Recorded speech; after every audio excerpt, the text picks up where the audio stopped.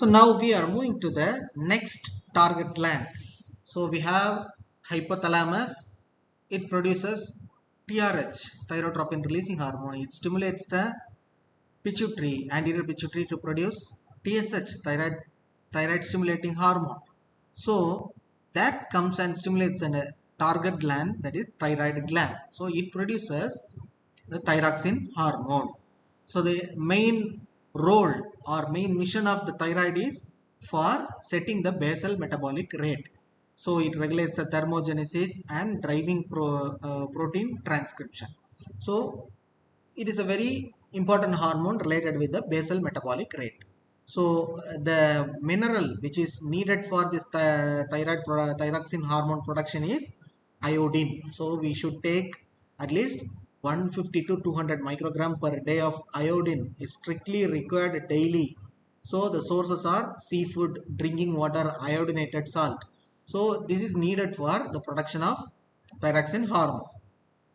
So this is happening at the target gland and it is regulated by the feedback loop, that is hypothalamus, pituitary and this thyroid gland. So this is what happens in the thyroid gland. So the thyroid gland has thyroid follicular cells. So they will uptake the iodine, they will trap the iodine, that is known as trapping uptake of iodine. So iodine is actively transported into the cell. So this uptake will be blocked by thiocyanate and perchlorate. So after uptaking, this iodine will be oxidized to make it as an active form. So how this oxidation is taking place?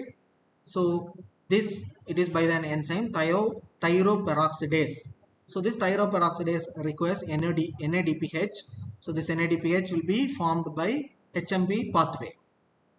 So this thyroperoxidase, that is a very important or very unique step present in the thyroid gland. So it make use of the iodide to become an active form of iodine. So this form of this oxidation can be blocked by anti-thyroid drugs to reduce the formation of thyroid hormones. So after oxidation, the iodine is activated. This activated iodine will be attached to the tyrosine amino acids to form the thyroid hormone. So this is happening in the protein called thyroglobulin. This thyroglobulin is present in more amount in the thyroid gland. So this iodine will be attached to the tyrosine residues present in the thyroglobulin. So certain tyrosine residues are free to be attached to the iodine. So that causes for iodination of this tyrosine residues that results in the thyroid hormone formation. And when this is formed, it will be released by the proteolysis into the blood as active hormones and that will go for its function.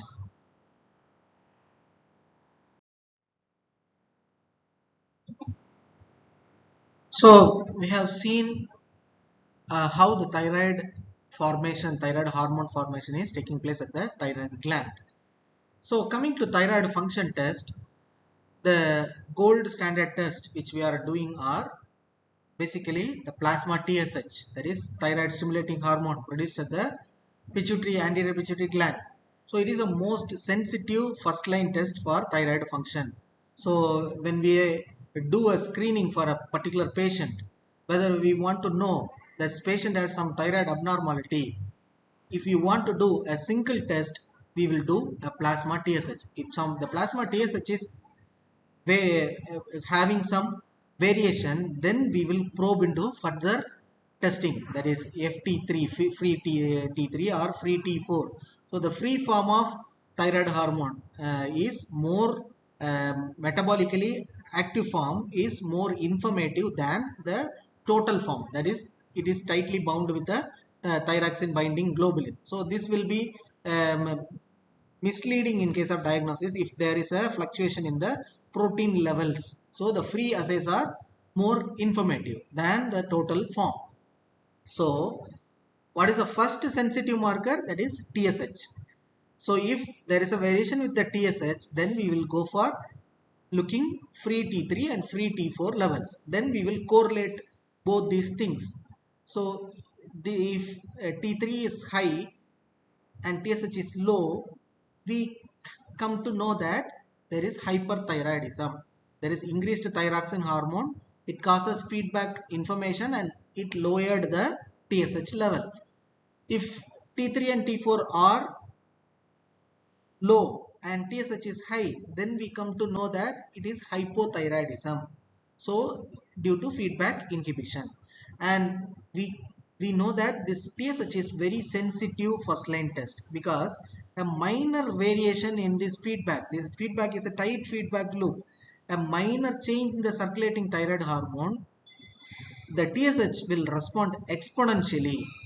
For example, a minor decimal or a very micro variation of T3 or T4 can cause a macro variation, or the TSH normally it will become a 0.6 or 1 point something. That will be the normal level.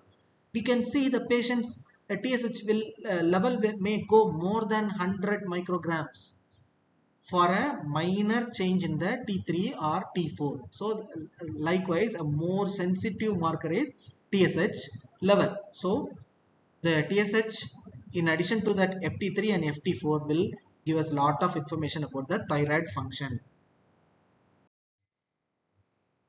So this is the diagnostic matrix for how to interpret the TSH and FT4. So from TSH levels, what happens if it is low, what happens if it is high? From FT4 levels, free T4 levels, what happens if it is low, what happens if it is high?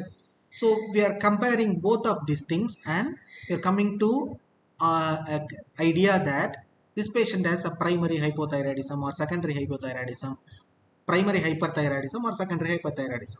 What is primary? The problem is at the level of thyroid gland. What is secondary? The problem is at the level of pituitary. So this applies to adrenal function test also. If we say primary hyperadrenal problem, that is primary hyper cortisolism, that then we are saying that the problem is at the level of adrenal gland. If we say it is secondary, the problem is at the level of pituitary. So how, in case of thyroid function test, this TSH and FT4 helps us to understand these pathologies. So first scenario, primary hypothyroidism. What is seen here? TSH is high, T4 is low, low T4, high TSH. So what is basically, it says us that the thyroid gland is failing. There is a problem in the thyroid gland. It is producing low hormone, so low free T4. So a feedback mechanism is activated. The message is sent to the pituitary and it produces more amount of TSH.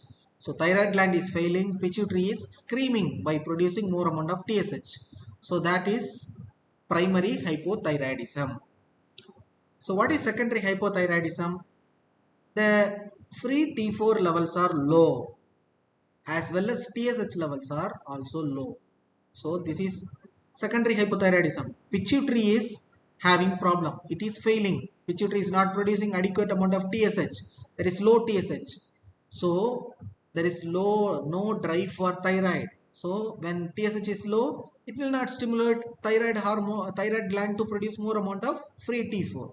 So due to low TSH, low T4 levels, that is secondary hypothyroidism. The prime problem is at the level of pituitary. Now the next scenario, TSH is high, also FT4 also high, that is secondary hyperthyroidism. So TSH has the pituitary has a tumor, so it secretes more amount of TSH and it drives the normal thyroid gland. So that is known as secondary hyperthyroidism. High TSH, high FT4. Next scenario is high FT4, low TSH. That is primary hyperthyroidism. Here, pituitary is normal. Thyroid is autonomous. The thyroid has some problem, some tumor or some abnormality. So it produces more amount of FT4 and due to that the pituitary is suppressed. So if we have that this picture in the blood sample, we have high FT4 and low TSH, then we can say that the patient is having primary hyperthyroidism. So this is the diagnostic matrix for interpreting the thyroid function test using TSH and FT4. What are the other tests to interrogate the thyroid loop? So one is radioactive iodine uptake. So we are giving the patient a radioactive iodine. So that will be, as we know, this iodine will be trapped by the thyroid gland. So whatever radioactive form of iodine which we are make the patient to be ingested, it will be trapped by the thyroid. So then we are using a gamma probe to measure how much the radioactive iodine is trapped by the thyroid. So this helps us to differentiate the cause of hyperthyroidism. The hyperthyroidism can be either due to a Graves' disease or due to some inflammation or a destruction. So in case of Graves' disease, there will be overproduction of the thyroid hormones. So that is called as hot gland. So hot gland, that means it will trap more amount of radioactive iodine form of thyroid. So iodine. So that helps us to know that there will be there is overproduction in the thyroid gland. So it could be Graves' disease. Whereas a cold gland, it will not uptake more amount of iodine, radioactive iodine. So that is known as cold gland.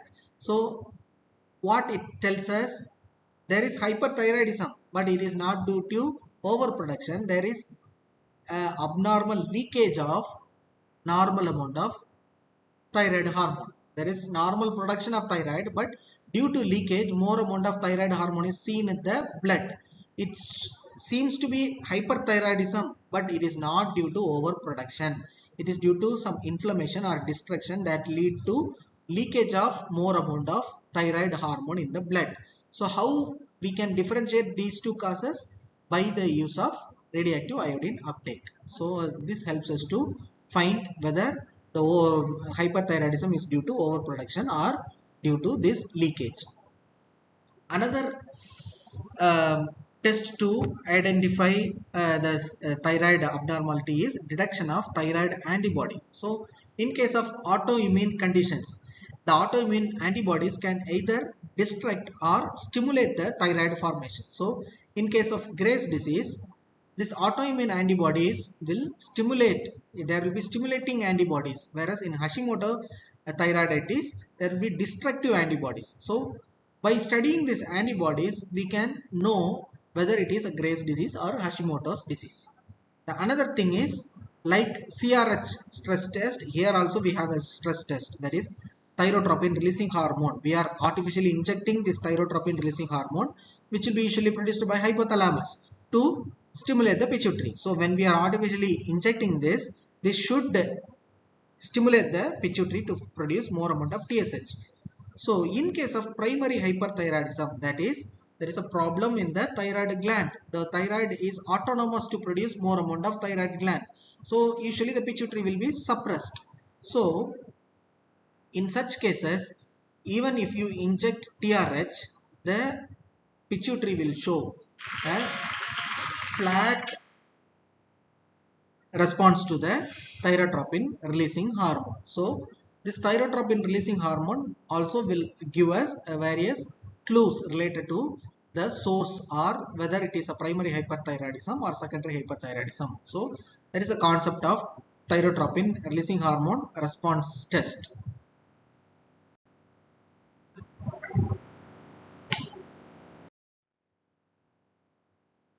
So what are the clinical conditions when there is a abnormality in the thyroid function? So one is hyperthyroidism, that is thyrotoxicosis, and other is hypothyroidism. So what you will see in hyperthyroidism, so the pathology, it can be Graves' disease or some TSH tumors. So when there is a pathology in the thyroid gland, we call it as primary hyperthyroidism. When there is a problem in the pituitary, some tumor in the pituitary that is secreting more amount of TSH, then we call it as secondary hyperthyroidism. So what are the features the patient will have? There will be increased accelerated BMR. So metabolic state will be increased. So there will be accelerated So that causes heat intolerance. Patient will have weight loss, tremors.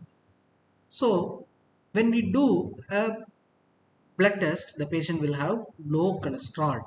So the degradation is increased. So the patient will have low cholesterol.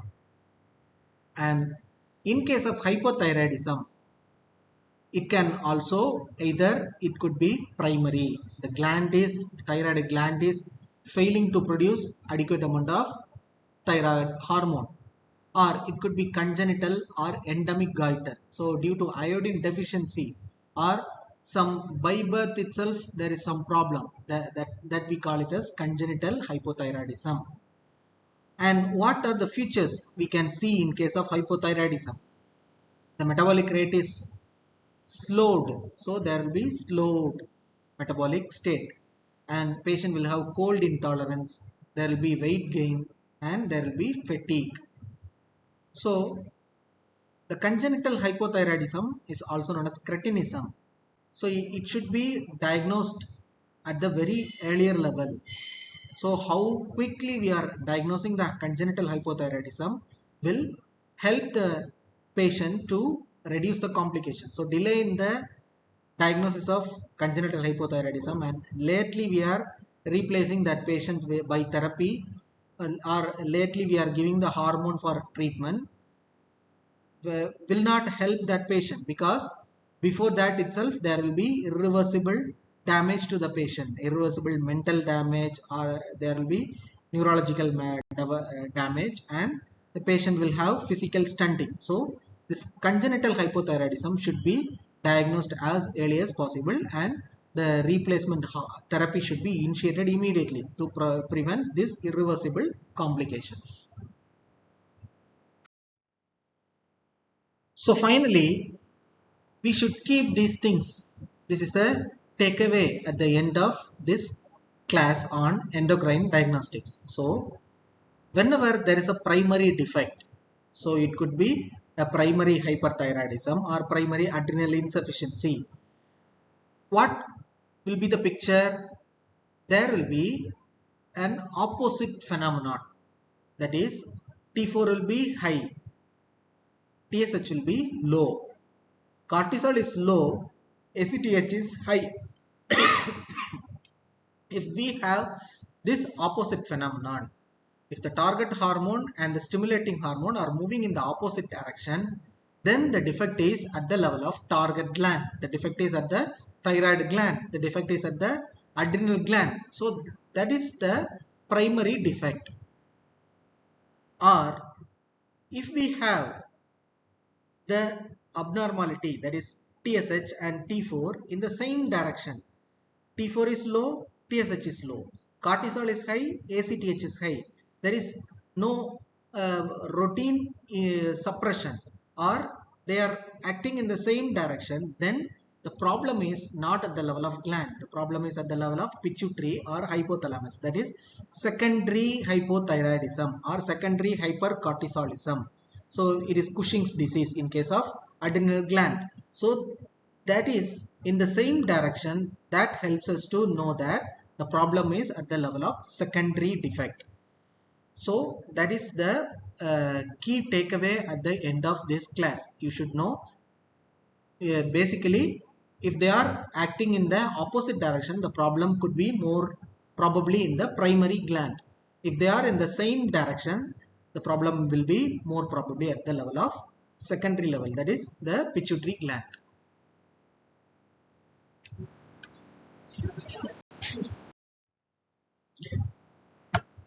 Finally, you should not forget that these hormones, these endocrine function tests have something related to the timing. So we should never interpret a cortisol level without knowing the exact time of when the blood sample is taken, because it has a very strict diurnal variation. So we should never forget these things whenever we are interpreting these hormones.